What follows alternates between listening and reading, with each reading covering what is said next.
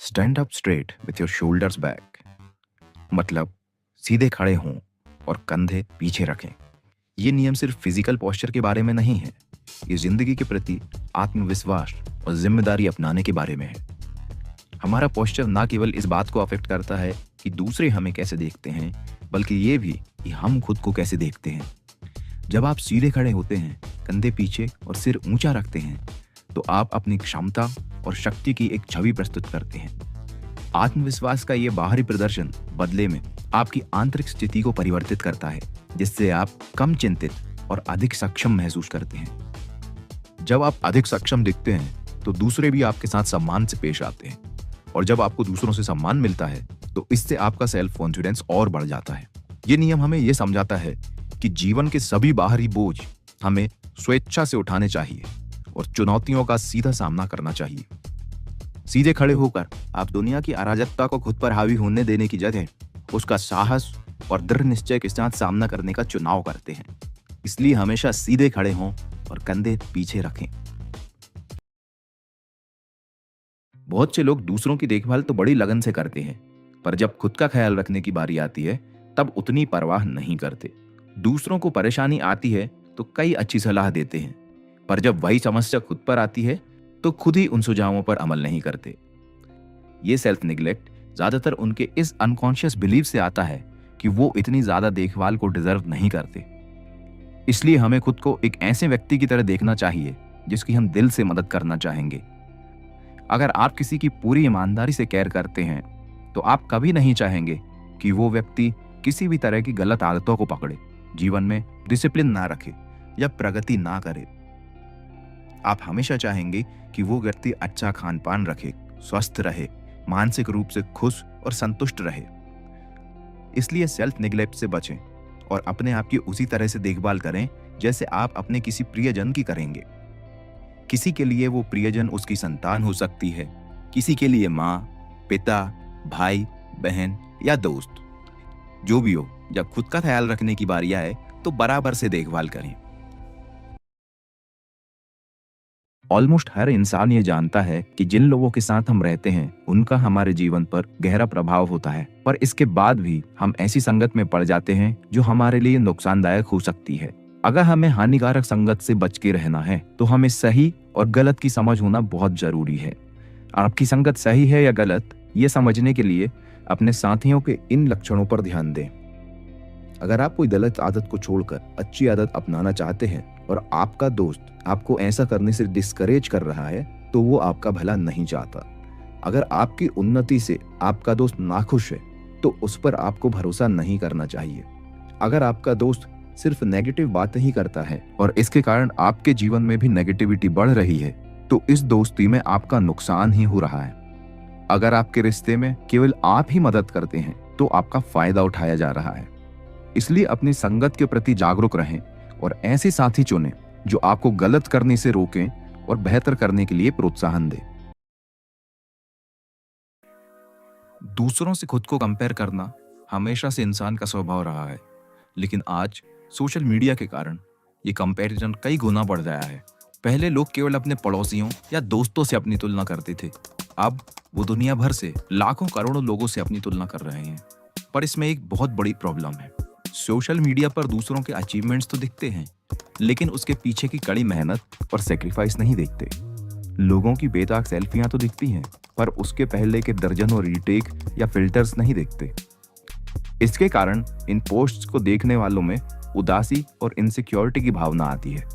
उन्हें लगने लगता है कि दूसरों की तुलना में वो अपने जीवन में बहुत पीछे हैं, जो कि सच्चाई नहीं होती। सोशल मीडिया के इस नेगेटिव इफेक्ट से बचने का एक सीधा सा तरीका है।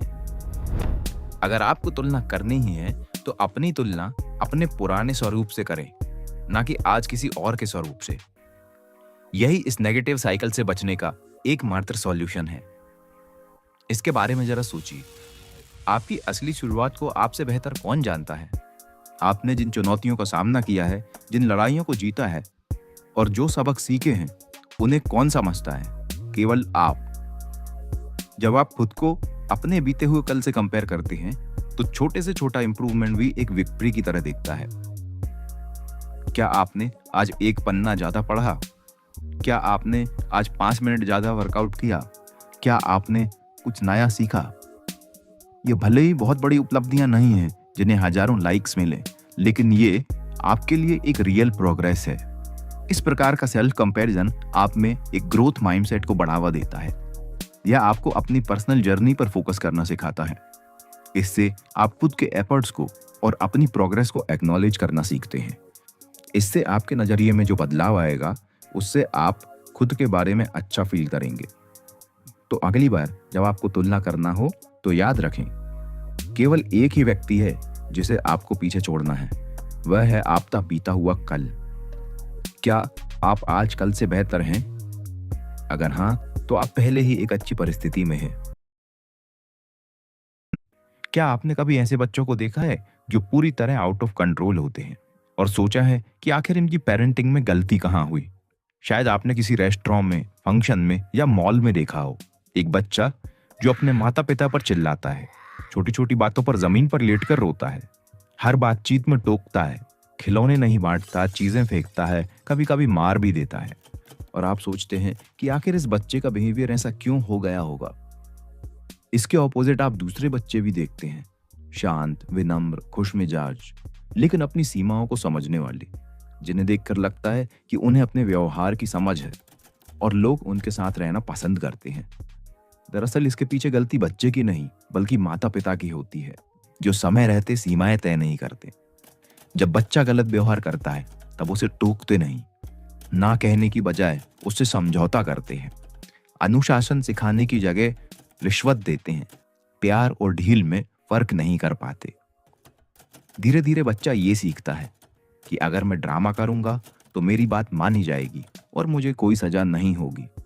इस समस्या का समाधान साफ है, अपने बच्चों को वो काम मत करने दें जिससे आप ही उन्हें नापसंद करने लगें। इसका मतलब ये नहीं कि कठोर बन जाए, इसका मतलब ये है कि उन्हें सीमाएं शुरू से स्पष्ट करें। गलत व्यवहार पर सख्ती से लेकिन शांति से कार्रवाई करें। नियमों के पीछे का कारण समझाएं। अच्छा व्यवहार होने पर उनकी तारीफ करें। ये बच्चों को दबाने के लिए नहीं है, बल्कि उन्हें ऐसे समाज के लिए तैयार करने के लिए है जहां अनुशासन, सम्मान और आत्मनियंत्रण जरूरी होते हैं। क्या आपके साथ कभी कुछ ऐसा बुरा हुआ है जिसके आप हकदार नहीं थे? कोई धोखा, कोई जुल्म या शायद अपनों से ही मिला कोई गहरा जख्म। ऐसे अनुभवों के बाद इंसान के भीतर अक्सर गुस्सा, कड़वाहट और भड़ास भर जाती है। इस कड़वाहट के चलते कई लोग बहुत गलत कदम उठा लेते हैं, यहाँ तक कि अपने या दूसरों के जीवन को भी नुकसान पहुंचा देते हैं। अगर हम अपने भीतर के दर्द को नहीं सुलझाते तो हम अनजाने में ही एक विनाश चक्र का हिस्सा बन जाते हैं। हम उस नकारात्मकता को और ज्यादा फैलाते हैं जिससे हम खुद पीड़ित हुए थे। ऐसा होने से रोकने के लिए हमें हमारी अंतरात्मा को अपना मार्गदर्शक बनाना होगा। जब भी आप कोई छोटा या बड़ा काम करने वाले हों तो अपने भीतर की आवाज पर ध्यान दें। यह हमेशा आपको सही रास्ता दिखाएगी और गलत काम करने से रोकेगी। और जब आप अपने जीवन का हर काम इसकी सहमति से करेंगे तो कभी आपको भविष्य में गिल्ट, शेम या रिग्रेट जैसी फीलिंग्स का सामना नहीं करना पड़ेगा। दुनिया के ऑलमोस्ट हर रिलीजन में सैक्रिफाइस से जुड़ी कुछ प्रैक्टिसेस होती हैं। ये कोई कोइंसिडेंस नहीं है। दरअसल इसके पीछे एक गहरा संकेत छुपा है कि लाइफ को मीनिंगफुल बनाने के लिए आपको सैक्रिफाइस करना होगा और आपकी लाइफ का मीनिंगफुल होना बहुत जरूरी है। हो सकता है कि आपने अपने सारे भौतिक उद्देश्यों को पा लिया हो, पर अगर आपको आपकी लाइफ मीनिंगफुल नहीं लगती तो आपको असली संतुष्टि नहीं मिल पाएगी। भौतिक उद्देश्यों की प्राप्ति कई तरीकों से हो सकती है।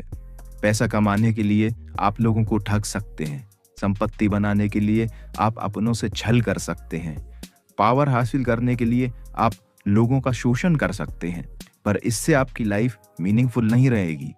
इससे बस आपकी आत्मा में असंतुष्टि और गिल्ट पैदा होगा जो आपको अंदर ही अंदर खा जाएगा। लाइफ में मीनिंग तभी आएगी जब आप सारे गलत तरीकों का सैक्रिफाइस करेंगे और अपनी वैल्यूज को फॉलो करते हुए तरक्की करेंगे। लाइफ मीनिंगफुल बनती है जब आप सही काम करते हैं, नैतिकता का पालन करते हैं, सेल्फिशनेस को त्याग कर दूसरों के बारे में सोचते हुए काम करते हैं। ऐसा करते हुए पाई गई सफलता ही आपको पूर्ण रूप से संतुष्ट जीवन दे सकती है। जब हम झूठ ना बोलने की एडवाइस सुनते हैं तो हमारे दिमाग में वो इमेज बनती है जिसमें एक व्यक्ति दूसरे से असत्य बात कर रहा होता है। लेकिन झूठ के कई मायने हैं और हर एक के कई नुकसान। जैसे कि द कन्वीनियंट लाई, जो आप किसी भी अनकंफर्टेबल सिचुएशन से बचने के लिए या किसी ब्लेम से बचने के लिए या सिचुएशन का एडवांटेज लेने के लिए बोल देते हैं। घर पर रहते हुए भी बोल देना कि मैं घर से निकल चुका हूँ। ऑफिस का काम पूरा ना होने के बाद भी बोल देना कि सब कुछ कंप्लीट हो चुका है। इस तरह के छोटे छोटे झूठों से आप दूसरों के लिए तो गलत एक्सपेक्टेशन सेट करते ही हैं, बल्कि खुद के लिए भी स्ट्रेसफुल सिचुएशंस क्रिएट कर लेते हैं। झूठ का दूसरा प्रकार है द लाई ऑफ ओमिशन, जिसमें आप सक्रिय रूप से तो कुछ भी गलत नहीं कहते, लेकिन जहां सच्चाई की आवश्यकता होती है वहां चुप रहते हैं, अक्सर किसी स्थिति में हेर फेर करने या कॉन्फ्लिक्ट से बचने के लिए।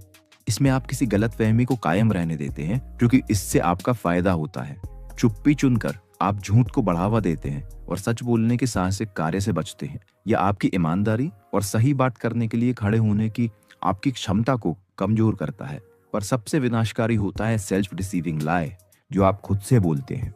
मेरी बुरी आदतें इतनी भी बुरी नहीं है, या फिर मैं कल से पक्का शुरू करूंगा, या फिर मेरे साथ गलत हुआ है इसलिए मैं तरक्की नहीं कर पाया।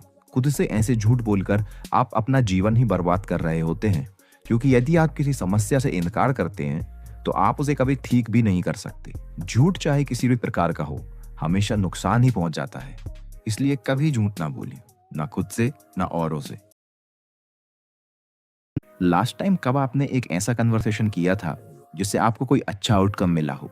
दरअसल बातचीत हमारा एक बहुत बड़ा साइकोलॉजिकल नीड है, पर कुछ कारणों से दो लोगों के बीच में बात होने के बाद भी ये नीड पूरी नहीं हो पाती। देखिए, कन्वर्सेशन हमारी कई तरह से हेल्प करता है। जब हम किसी से अपनी बात कहते हैं तब हम केवल उसे नहीं बता रहे होते, बल्कि अपने थॉट्स को खुद के लिए भी ऑर्गेनाइज कर रहे होते हैं, जिससे हम सही डिसीजंस ले पाते हैं। अगर कोई हमारी सुने और उसको बस अपने शब्दों में हमें बताकर पूछे कि क्या तुम ये कहना चाहते हो, तो इससे ही हमारी काफी कंफ्यूजन दूर हो जाती है और मन को शांति भी मिलती है। इसीलिए जब किसी के पास लंबे समय तक कोई बात करने को नहीं हो तो उसका मानसिक संतुलन बिगड़ने लगता है। पर परेशानी ये है कि हमारी कुछ आदतें ऐसे कन्वर्सेशंस को होने ही नहीं देती। जैसे कंपटीशन मोड में आ जाना, जहां एक व्यक्ति कोई बात बोलता है तो दूसरा व्यक्ति बस पहले की बात को छोटा दिखाने के लिए उससे बड़ी बात बोलता है। या फिर कभी जब पहला व्यक्ति अपनी बात बोल रहा होता है तब दूसरा व्यक्ति सुनने की जगह इस प्लानिंग में लगा होता है कि अपनी बारी आने पर उसे क्या बोलना है। और इन सब से खराब कंडीशन होती है तब जब एक व्यक्ति के बोलने का पर्पस ही यही होता है कि वो सामने वाले को गलत प्रूफ कर सके। कन्वर्सेशन ऐसा होना चाहिए जो आपका नॉलेज या विजडम बढ़ाए। इसलिए बात करते समय ये मानकर चलें कि सामने वाला व्यक्ति कुछ ऐसा जानता है जो हमें नहीं पता। ऐसी मानसिकता रखेंगे तभी आप ठीक से सुनेंगे और मीनिंगफुल कन्वर्सेशंस करेंगे। अगर आपके विचारों और बोली में क्लैरिटी ना हो तो आपका जीवन और आपके रिश्ते दोनों खराब हो सकते हैं। मेरी किस्मत में सक्सेस नहीं है, मैं कुछ नहीं कर पा रहा हूँ। इंसान इस तरह से तब सोचता है जब उसके थॉट्स अनक्लियर होते हैं। जबकि जिसे क्लियर तरीके से सोचना आएगा वो ये कहेगा कि मुझे सक्सेस नहीं मिल पा रही है क्योंकि मैं अपने काम में पूरी तरह से फोकस नहीं कर पा रहा हूँ, और इसका कारण ये है कि मैं बीच बीच में बार बार अपना फोन चेक करता हूँ। इसलिए अगर किसी तरह से मैं अपना स्क्रीन टाइम कम कर लूं तो शायद मैं और अच्छा और बड़ा आउटपुट दे पाऊंगा। जब कोई व्यक्ति क्लियरली नहीं सोच पाता तो वो अपनी प्रॉब्लम को ठीक से समझ ही नहीं पाता, और जिस प्रॉब्लम को आप समझ ही नहीं सकते उसे आप सॉल्व भी नहीं कर सकते।